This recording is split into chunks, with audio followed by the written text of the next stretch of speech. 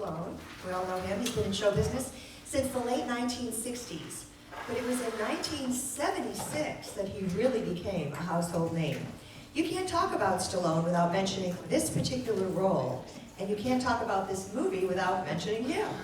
Of course, the smash hit movie was Rocky, followed by 2, 3, 4, 5, and Rocky Balboa. What's next? Rockin' Chair Balboa? There were 2 hit songs from that first movie, Gonna Fly Now, and the one we're going to open our show with tonight. So get ready to get pumped up with Eye of the Tiger.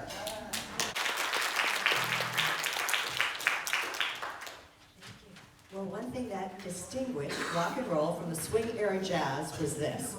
A hit was a song.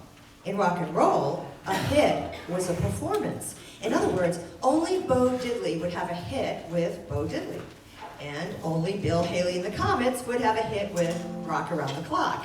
But our next song, which first became a hit from the Benny Goodman Orchestra, also became a hit for Tommy Dorsey, Glenn Miller, Harry James, Red Norvo, Ella Fitzgerald, and others. So, with Terry Molesky on solo trumpet, here's our version of that rhythm that always counts. They call it the Jersey Bounce.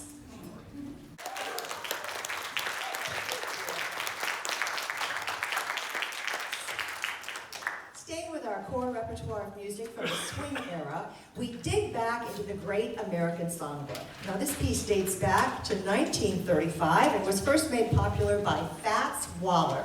But the most famous recording was by none other than Frank Sinatra. Even Paul McCartney did a cover on it on his Kisses on the Bottom album. It's a song about a lost love and a guy or a girl who wants to connect again. And since there was never a letter in the mail, they decide to take matters into their own hands. So here's the Tampa Bay Big Band with our rendition of I'm gonna sit right down and write myself a letter. 1, 3. 1, 2, 3.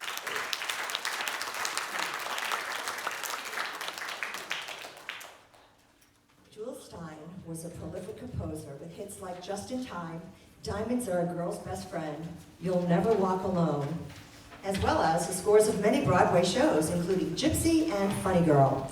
Meanwhile, composer Sammy Cahn was writing Time After Time, Girl Talk, and many more. Well, Jules Stein and Sammy Cahn got together and wrote our next piece, which was made famous by trumpet master Harry James and one of the premier swing-era vocalists, Helen Forrest. Tonight, you'll hear our band leader, Louis Smith, playing the Harry James part as the featured trumpet solo.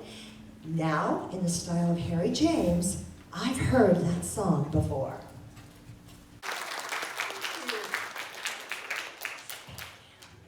And this song really goes back to some of the earliest days of big band jazz. It was written in 1939 and was first recorded by one of its composers, the incomparable vocalist and pioneer, Billie Holiday, who made it an instant hit in 1942.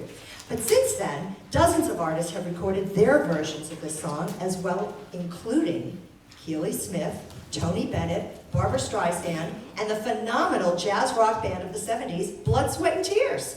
Tonight, we feature our lead trombone player, John Ralston, along with the rest of the trombone section and the brass in a beautiful, haunting rendition of this Billie Holiday classic, God Bless the Child. 1, 2.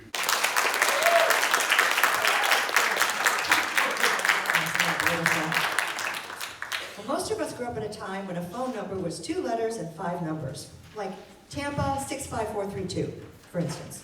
Well, now the standard phone numbers are 7 numbers plus a 3-number area code, right?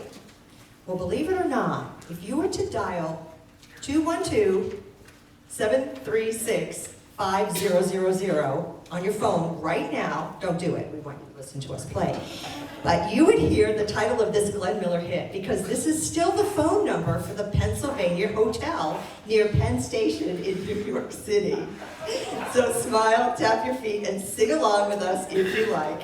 The solo by Stan Glick on trumpet and Mike Homan on tenor sax for Pennsylvania 65000.